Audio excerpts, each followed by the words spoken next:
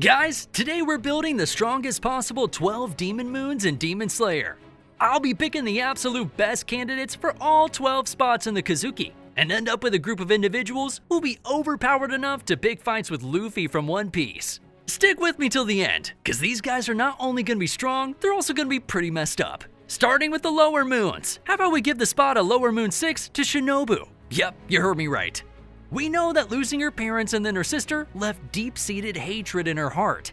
Instead of channeling her hate into becoming a Hashira, Shinobu loses herself to despair and becomes a demon. Muzan would offer her a spot, promising her strength and the chance to challenge and kill Doma. In her own twisted sense of self, she thought that's how she can get revenge. Though of course, that won't be how it go, because she'll lose her memories and truly just become a demon. Now, her blood demon art is gonna be Venomous Dance of the Butterfly. She would have the ability to secrete a variety of deadly toxins from her body, each having a unique effect like paralysis, hallucinations, or diarrhea. She'll use this together with her insect breathing. Moving on to Lower Moon 5, we have Zenitsu, the Thunder Demon. His backstory is full of constant fear, self-doubt, and all sorts of insecurities. So it's likely that in an alternate reality, he could have found himself consumed by all his trauma. Instead of being the one who's always hurt by others, he'll become the one to hurt others. He tries to escape his own self by becoming a demon. As for his blood demon art, it'd be Thunderbolt of Despair. He'd be able to generate and control lightning, electrical currents, and to conjure up thunderstorms on command. Zenitsu goes from a shy dimwit to a sadistic demon who gets off from psychologically destroying humans. In this world, he's no longer the victim.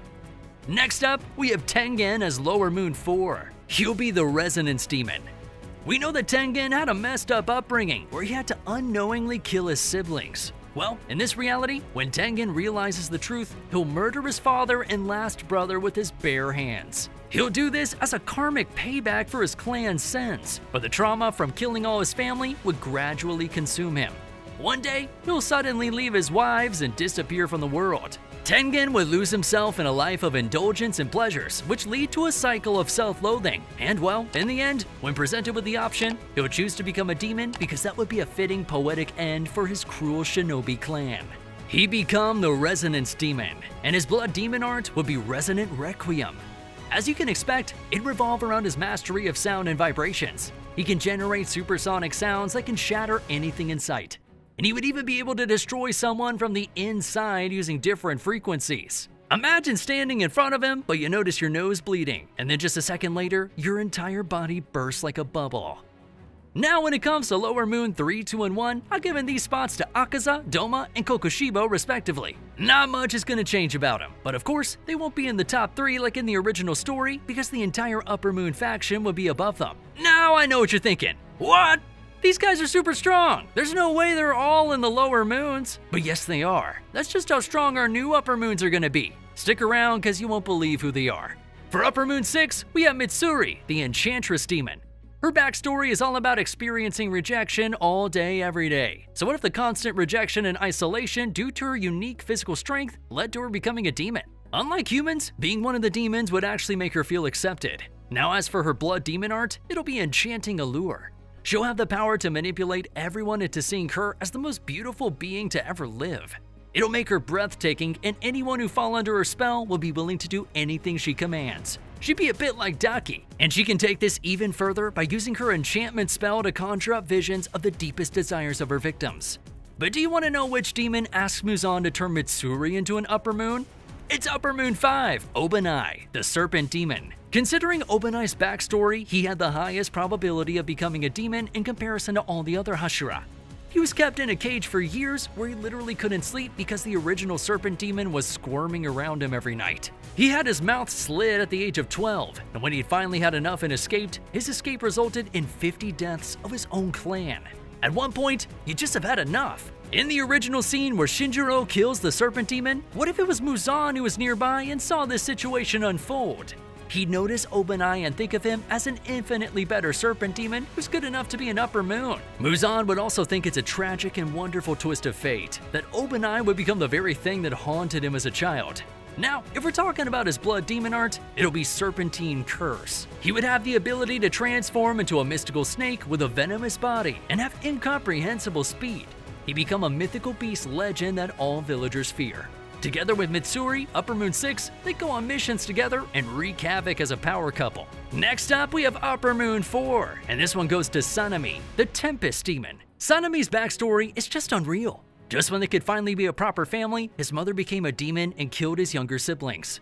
He had no choice but to kill her with his own hands. He eventually became a demon slayer, but then lost both the woman he loved and his best friend. That's why, in a twisted sense of irony, it's not hard to imagine an alternate reality where he becomes the very thing that he despised. He'd become a demon, and his blood demon art would be Vortex of Fury. This one would be all about manipulating wind to create tornadoes out of thin air. He'd literally become a force of nature, a natural calamity who can level entire villages and tear apart his enemies. Alright, we're down to the top 3 Upper Moons. Let's see who we have. The Upper Moon 3 rank goes to Guillaume, the Berserker Demon. Guillaume was born blind and had his own share of tragic things happen to him.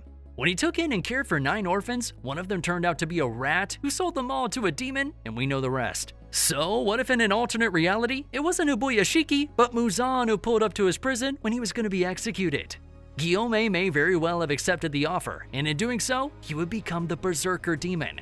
As for his blood demon art, it'll be Berserker's Rampage. This one is rather poetic, because it's the opposite of Guillaume's personality. During Berserker's Rampage, he would enter a frenzied state where his strength, speed, and endurance reach unimaginable levels. He'll become a blind monster driven with rage. His roar would be like Conqueror's Haki from One Piece. Next is Upper Moon 2, and this spot is shared by 2 people. Much like how Gyutaro and Daki shared the Upper Moon 6 spot in the original story. Here, Upper Moon 2 is shared by Tanjiro and Nezuko, the Blood Demons, the siblings of Doom. Consider an alternate reality where the Hashira are hell-bent on killing Nezuko. Tanjiro will have no choice but to take her and run.